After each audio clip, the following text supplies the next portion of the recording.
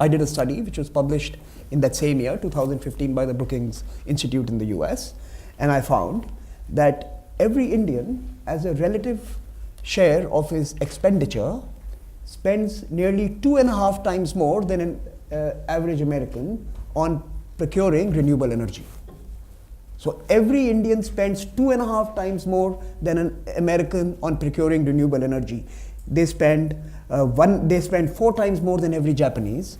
They spend 1.5 times more than every Chinese, and they spend just under 2/3 of that of a German. The Germans are still gold standard when it comes to renewables. But let me complete that thought.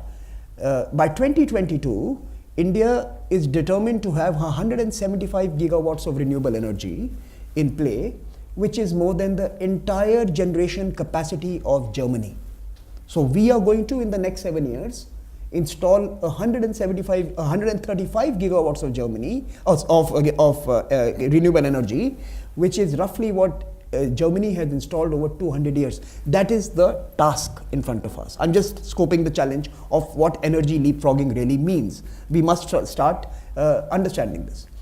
But that does not mean, and here I disagree with the title, I don't agree with the word or. I think energy leapfrogging is happening, is required, is ethical, but carbon imperialism exists.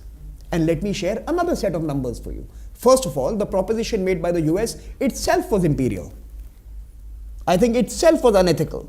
It smacked of 3 distinct traits of imperialism. 1, we know and you don't, so hence do as we know. 2, that we have the moral fabric to tell you this, we have the moral fiber, or we have the ethical high ground to tell you this, because our actions somehow are through enlightened politics and yours are not.